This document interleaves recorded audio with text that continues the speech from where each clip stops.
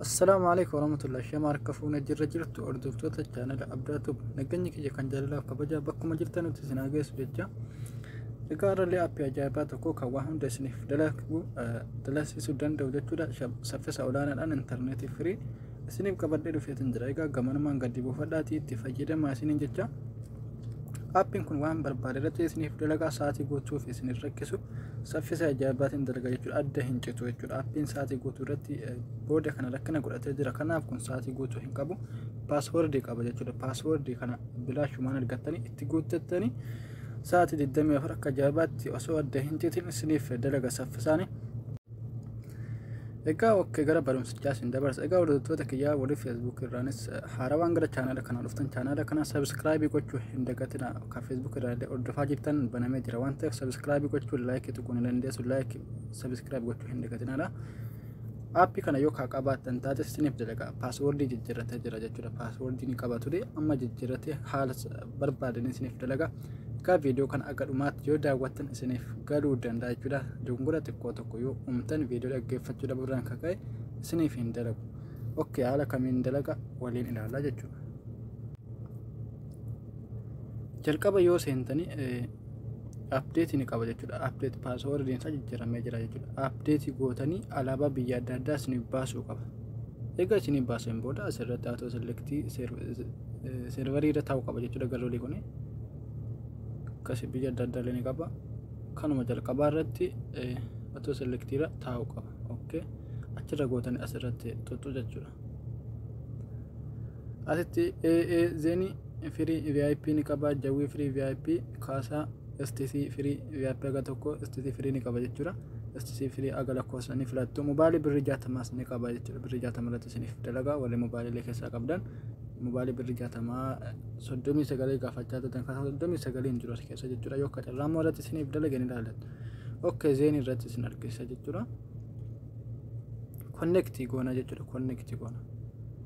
Disconnect ta'a jira jechuudha. Akka inni nuuf dalagu walumaan eegna. Asirratti dalagaa jira jechuudha. Akkuma argitan yoo tokkoffaa irratti isin dideetti deebitanii akka isiniif dalagu gochuu qabdu jechuudha. Ni dalagaa jechuudha. Dhibbaan dhibbatti dalaga akka jaabaatti dalaga adda iyyuu hin citu jechuudha. Connect ta'ee kun bulee bifa jijjiiratee jira. Asitti disconnect ta'ee jira jechuudha. Haala kanaan qulfiin gubbaa irratti ol ba'ee jira. Dhibbaan dhibbatti dalaga. Okay, paaswoordii isaa akkamitti naqattu? Nan dhaaba jechuudha. Paaswoordii isaa asirratti ni tuttu jechuudha. Asirratti jalqaba gadi tuttu quba keessaniin lakkoofsa isinii fidee jira jechuudha. 00 marraa 6tti nattu jechuudha. Fakkeenyaaf asirratti 0 1 2 3 4 5 6. Okay, asirratti 1 2 3 4 5 6 yeroo 6 jechuudha. 00 6 jechuudha.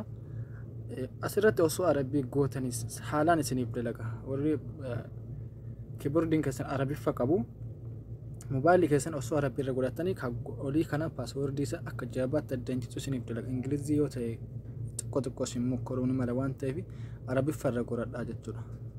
Arabiffa jijjiirrattu jechuudha. Akkasitti arabiffa irra jira jechuudha waan ta'eef arabiffi dhuma irra jira jechuudha. Akkuma ingilizfaati waan ta'eef zeeroon dhuma irra jira jechuudha. Kanaadha zeeroon isaa 1 2 3 4 5 6. Okay. Kagadi ingilizzinya jechuudha. Ingilizfa godhuu qabdu asirratti. Kagolli immoo arabiffa osoo gootanii irra isiniif dalagaa jechuudha. Connect goona jechuudha. Akka jaabaatti dalagaa jechuudha. Yoo arabiffa ta'e inni holii arabiffa godhachuu qabu. Isiniif galamiti ingiliffaanis ni dalagaa saffisa akka isiniif dalaguuf garuu arabiffa osoo godhatanii irra. Egaa aappiin kanadha jechuudha. Play Store keessan keessaa buufattu jechuudha. Play Store itti barreessuun linkii description jala si kaa'ee gama Play Store isin keessa waan ta'eef description xiyya kan gadi tuqaati aappii qabadhaati. Play Store keessa aappii oriijinaala kana buufadhaa jechuudha. Karaa gabaabaadhaan.